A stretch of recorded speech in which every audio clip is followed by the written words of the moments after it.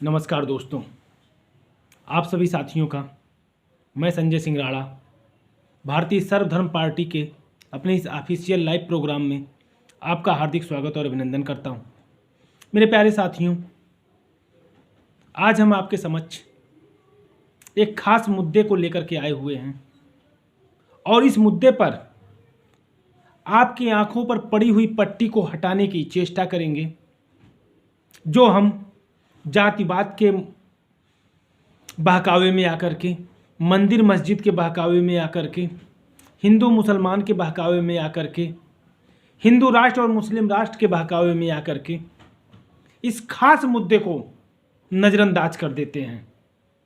और यह खास मुद्दा है जिसके कारण हमारे देश का निम्न तबका, निम्न मध्यम वर्गीय तबका, मध्यम वर्गीय तबका सबसे ज़्यादा प्रताड़ित हो रहा है। वह है सरकार द्वारा बैंकों को दी गई छूट और बैंक हमारे और आपकी आर्थिक दुश्वारियों का फायदा उठा करके हमारे और आपके बैंक खातों से जो मिनिमम बैलेंस के नाम पर चार्ज वसूलते हैं। यह चार्ज हर बैंक के अलग अलग हैं और मैं आपको बताना चाहूंगा, यह कोई छोटी मोटी रकम नहीं है। 2014 से 2018 तक इन बैंकों ने आम नागरिकों के खून पसीने की कमाई को मिनिमम बैलेंस के नाम पर डकार लिया, काट लिया, सरकारी खजाने में डाल दिया। और ऐसा इनके द्वारा इसलिए किया गया क्योंकि इनका जो सरकारी खजाना है वह विजय माल्या के कारण, मेहुल चोकसी के कारण, नीरव मोदी के कारण और अन्य भगोड़ों के कारण, जिन्होंने हजारों करोड़ रुपए हमारे देश का लेकर के फरार हो गए, बैंकों को सेट करके उन्हें रिश्वत खिला करके नाजायज तरीके से लोन लिया और देश छोड़कर भागने में कामयाब हुए, जिनके कारण हमारा यह सरकारी खजाना खाली हुआ। उन खजानों की भरपाई हमारी यह सरकार किस प्रकार कर रही है? वह मिनिमम बैलेंस के नाम पर 11,500 करोड़ रुपए 2014-15 से लेकर 2017-18 तक 11,500 करोड़ रुपए आम गरीबों के काटे गए, हमारे और आपके काटे गए। मैं अपने माननीय प्रधानमंत्री मोदी जी से पूछना चाहता हूं, भारतीय सर्वधर्म पार्टी के अध्यक्ष के तौर पर, इस पर हमारे प्रधानमंत्री महोदय जी के द्वारा संसद में कोई चर्चा अब तक क्यों नहीं की गई? क्यों जवाब नहीं दिया गया कि यह गरीबों का पैसा क्यों काटा गया? आखिर मिनिमम बैलेंस किसका होता है? क्योंकि हमारी सरकार बार बार कहती है ना, सबका साथ, सबका विश्वास, सबका प्रयास। आखिर इस सबके साथ सबके विकास में गरीबों के विकास को क्यों रोका जा रहा है? आखिर बैंकों में मिनिमम बैलेंस किसका होता है? यह जो 11,500 रुपए काटे गए, जिसमें अलग अलग बैंकों का अलग अलग शेयर हैं। सबसे ज्यादा एसबीआई ने काटा 2500 करोड़ रुपए, उसके बाद एचडीएफसी ने काटा 600 करोड़ रुपए, इसी प्रकार अन्य बैंकों ने हजारों करोड़ रुपए मिलकर के काटे। और 2019 तक यह आंकड़ा लगभग 20,000 करोड़ रुपए का था जो इनके द्वारा काटा गया। मेरे साथियों, हमारी सरकार इस गंभीर मुद्दे पर जनता के सवालों से भाग रही है।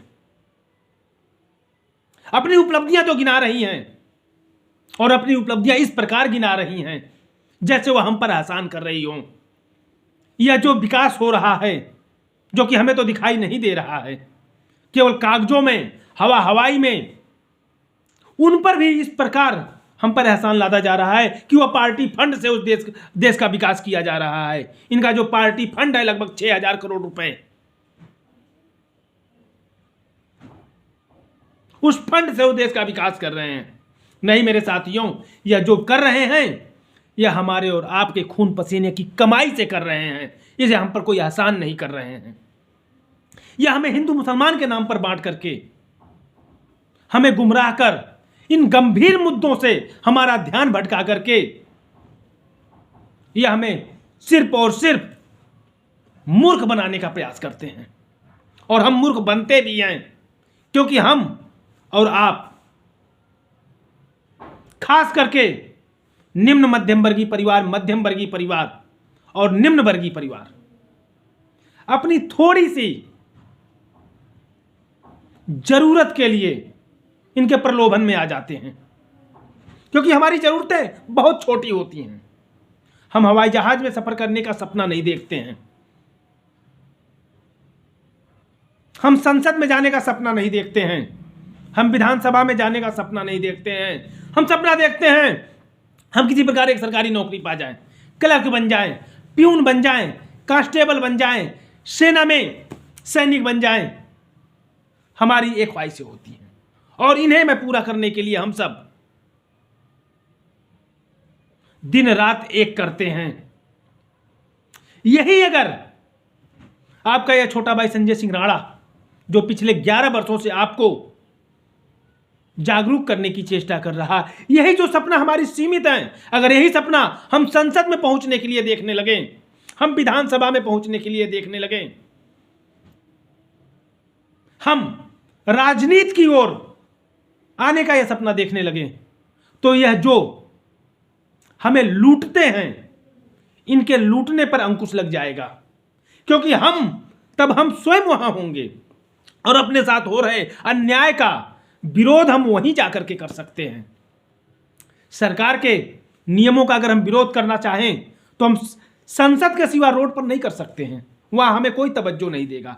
उसका विरोध हम संसद में अपने मत से, वोटिंग के माध्यम से कर सकते हैं।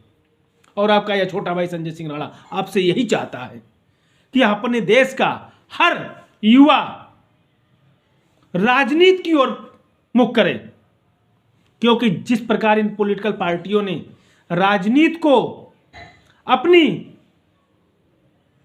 पारिवारिक जागीर समझ रखी है, उनकी इस जागीर से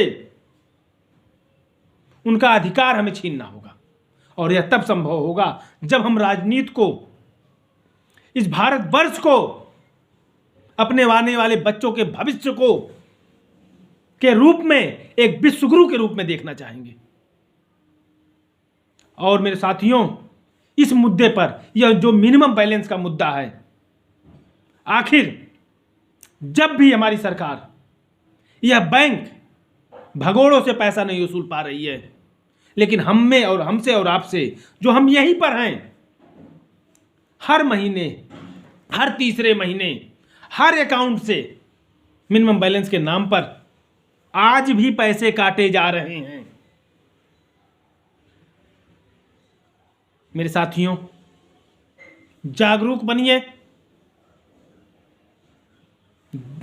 देश हित में अपने कर्तव्यों का निर्वहन करिए, क्योंकि यह देश आपका है। अपने बच्चों के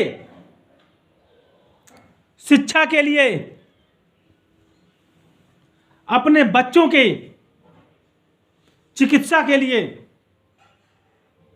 युवाओं के रोजगार के लिए और देश के नागरिकों को न्याय के लिए यह भारतीय सर्वधर्म पार्टी परिवार संघर्ष कर रही है कि वह देश के नागरिकों को यह मूलभूत सुविधाएं निःशुल्क मुहैया हों।